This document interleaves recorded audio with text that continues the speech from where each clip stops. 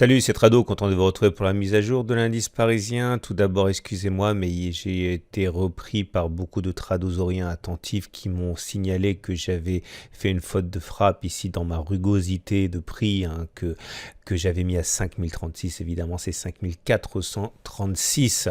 Voilà, chose réparée. Encore merci pour votre vigilance. Alors voilà où nous en sommes.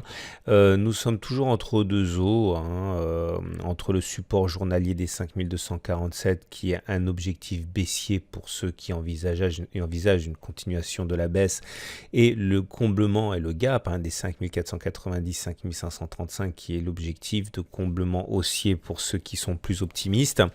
En tout cas, aujourd'hui, la hausse de 0,5% est à chercher pour les raisons du côté des États-Unis puisque finalement, M. Trump a expliqué qu'il allait sans doute desserrer un petit peu les taux sur Huawei et du coup les opérateurs y ont vu un signe d'apaisement et comme je l'écris dans le texte d'introduction tous les jours sur mon blog, je n'ai jamais vu des marchés aussi vassalisés aux errements d'un président. Il suffit que Trump dise quelque chose pour que les réactions soient épidermiques. Je n'ai jamais vu ça et même quelque chose de bien plus important comme la décision de l'OCDE de réduire ses prévisions de croissance pour le monde, ne passe inaperçu par rapport au tweet ou au dire du président Trump. C'est vraiment unique.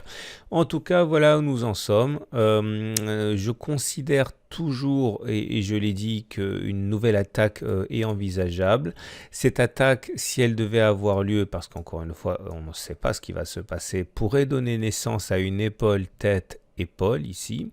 Cette épaule tête-épaule, je l'ai déjà dit, pour l'instant n'est que virtuelle. Voilà la première épaule, voilà la tête.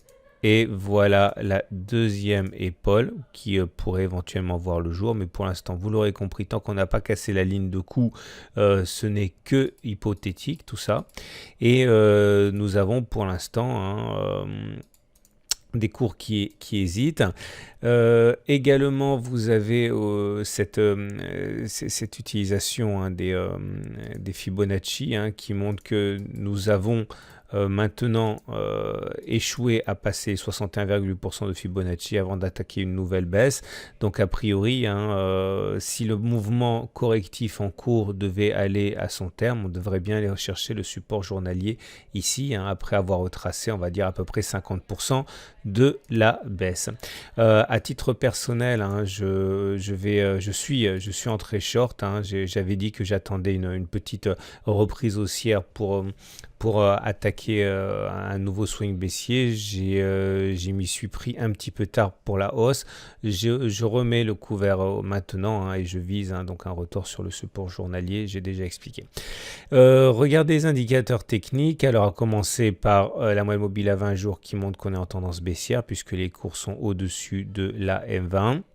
En dessous de la M20 qui descend.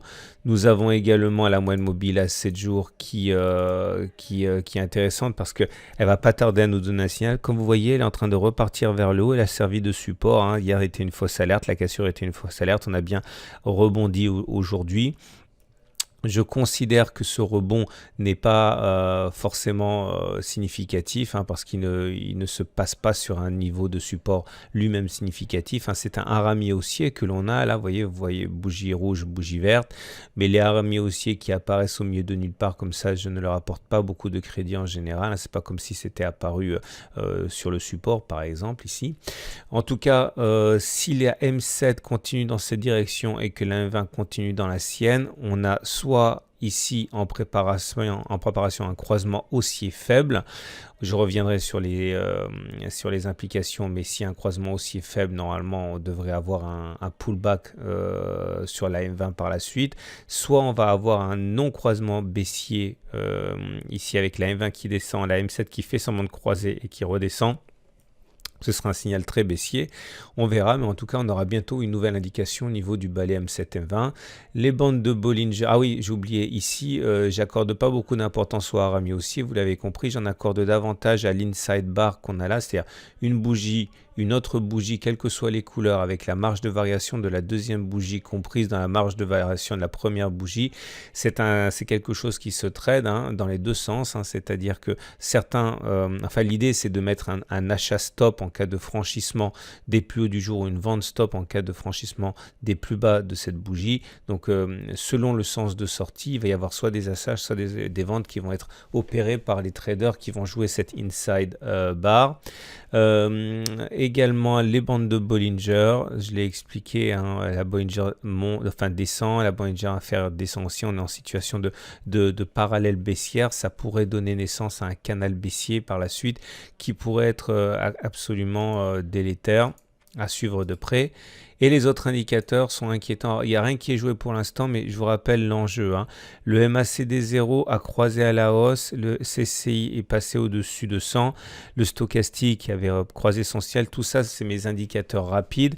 Normalement, ils initient un cycle aussi rapide. Le but du jeu, c'est dans cet effort de redresser les indicateurs plus lents que sont le momentum, le RSI et le MACD 0. Ils les ont redressés, mais ils n'ont pas fait basculer ces indicateurs en territoire haussier, puisque le momentum est toujours en dessous de 0, le RSI est toujours en dessous de 50 et le MACD est toujours en dessous de son signal.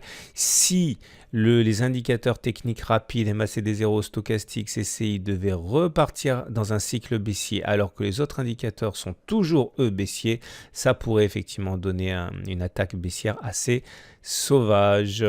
On va terminer comme d'habitude avec l'Ichimoku. Que j'ai déjà longuement mentionné auparavant. Donc l'idée, vous le savez, c'est que la tendance haussière n'est plus, elle est plus parce qu'on a eu un twist de nuage. Ici, la SSA a croisé la SSB. Le support, enfin le rebond du jour peut s'expliquer par le fait qu'au plus bas de la séance, vous savez, la lagging span, elle rencontre sur son chemin des obstacles et donc au plus bas de la séance, regardez, ça se passait comme ça. Donc au plus bas de la séance, vous voyez ici, les cours sont venus chercher les 5350 qui correspond au fait que la lagging span a croisé, a touché la Kijun sur laquelle elle a rebondi. Donc les traders Ichimoku ont acheté, ce qui peut expliquer d'ailleurs le regain de forme intraday. Au-delà, je vous rappelle que mon objectif est d'aller chercher les 5210 à peu près en termes Ichimoku, puisque c'est la distance entre les plus hauts et le twist reporté en dessous du twist. J'ai déjà beaucoup parlé de ça. C'est la raison pour laquelle aussi j'initie un trade baissier. Voilà, enfin swing baissier, mes trades en intraday sont des unités de temps beaucoup plus court que ça. Voilà, je vous souhaite une excellente journée, je vous dis à demain pour la mise à jour.